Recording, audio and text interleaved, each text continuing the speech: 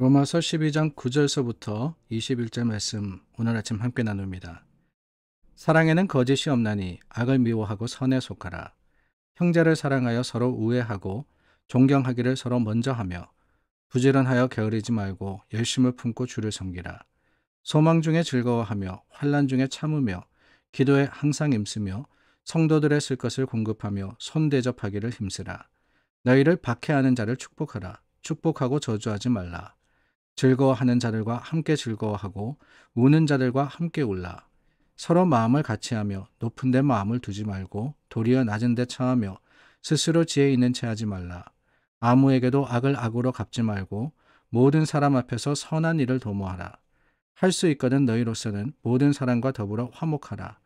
내 사랑하는 자들아, 너희가 친히 원수를 갚지 말고 하나님의 진노하심에 맡기라. 기록되었으되 원수 갚는 것이 내게 있으니 내가 갚으리라고 주께서 말씀하시니라. 내 원수가 줄이거든 먹이고 목마르거든 마시게 하라. 그리함으로 내가 숯불을 그 머리에 쌓아 놓으리라.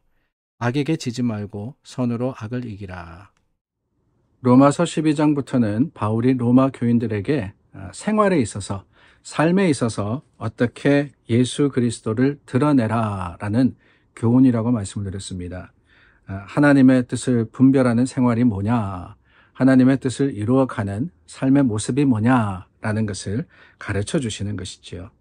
오늘 말씀은 너무나도 익숙한 말씀입니다. 거기에 많은 삶의 행동 강령이 나옵니다. 사랑하고 우애하고 부지런하고 참고 기도하고, 이 말씀 한 절 한 절에 설교 한 편이라고 생각하면은 여기만 해도 수편의 설교를 할 수 있을 정도로 하나님의 주시는 많은 삶의 교훈들이 담겨져 있습니다.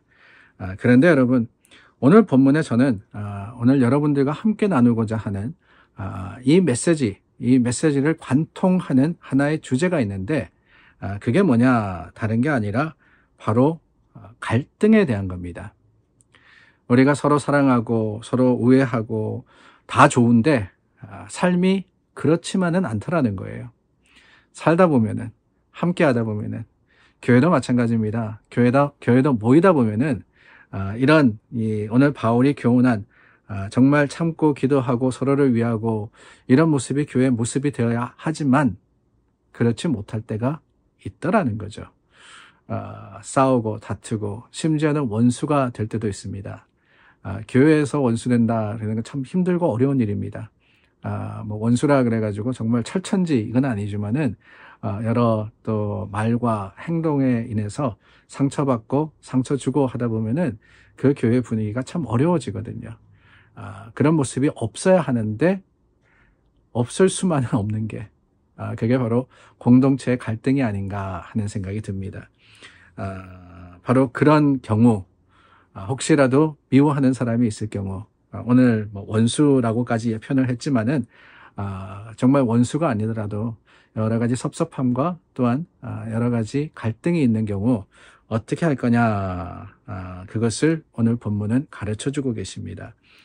여러 가지 교훈들이 나오는데요. 14절 말씀해 보니까 먼저 박해하는 자를 축복하고 저주하지 마라 그랬습니다.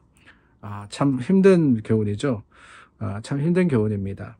18절 말씀에는 할 수 있거든 화목하라 그랬습니다. 할 수 있거든 모든 사람과 화목하라. 여기 모든 사람이라는 것은 내가 좋은 사람만 아니죠. 오히려 내가 힘들어하는 사람, 내가 가까이 있기가 어려운 사람을 더 강조해서 그것을 꼬집어서 말씀하시는 것이 아닌가 하는 생각이 듭니다. 그들과 화목해라 라고 하시는 거예요. 19절 말씀에는 원수 갚지 마라 라고 말씀하시고, 20절 말씀에는 오히려 먹이고 목마르거든 마시게 하라. 이거 정말 하나님의 말씀이지만 전하는 저도 쉽지 않습니다. 여러분들에게 참 목사님, 내가 이런 갈등이 있습니다. 누구하고 문제가 있습니다. 그 사람이 나를 어렵게 하고 힘들게 하고 마음 상하게 했습니다 라고 하시는데, 그분에게 화평하십시오, 사랑하십시오, 축복하십시오, 아니 오히려 먹이시고 주십시오 라고 하는 거 쉽지 않아요.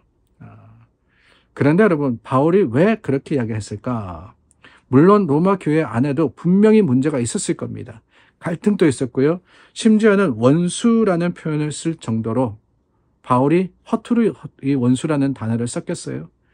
원수 지경이 되는 그런 관계도 있었을 거라는 거예요.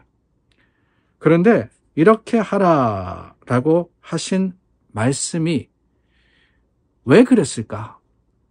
바울이 어떻게 이렇게 교훈할 수 있었을까? 그걸 우리가 알아야 되는데 그것은 다름이 아니라 먼저는 하나님이 갚으시기 때문에 그렇습니다. 하나님께서 맡아주신다는 거예요. 하나님께서. 우리가 원수 같고 우리가 그 사람에게 섭섭했다 그래서 있는 대로 갚아주고 대로 받고 말로 준다 그랬나요? 그게 중요한 게 아니라는 거예요. 그래서 우리 마음이 편하고 그래서 우리가 만족하느냐? 절대로 그렇지 않습니다. 원수는 갚으면은 그 갚아진 대로 상대방이 또 원수 갖게 돼 있어요. 그래서 끊임이 없게 됩니다. 다투다 보면 점점 더 그 마음과 상처의 이 골은 깊어지게만 되어 있어요. 그러면 어떻게 하느냐? 다른 게 아니죠. 하나님께 맡겨버리는 거예요. 어느 순간에 끝을 내고 뭐라 그랬습니까? 하나님의 진노하심에 맡기라. 원수 갚는 것이 내게 있으니 내가 갚으리라. 하나님의 판단입니다. 하나님께서 원수 갚아야 되면 갚아주시는 거고 하나님께서 내 마음을 움직여주시면은 내 생각과 내 마음이 하나님의 뜻에 맞추어지는 거고 내가 포기해야 되면 포기하는 거고 내가 내려놔야 되면은 내려놓는 거 그거가 다 어디 있느냐? 하나님의 뜻과 하나님의 마음에 있다라는 거예요. 그래서 가장 중요한 건 뭐냐? 하나님을 인정하는 겁니다. 어떤 순간에도 갈등과 다툼의 순간이라도 가장 먼저 해야 되는 것은 하나님의 뜻을 찾아 구하는 거예요.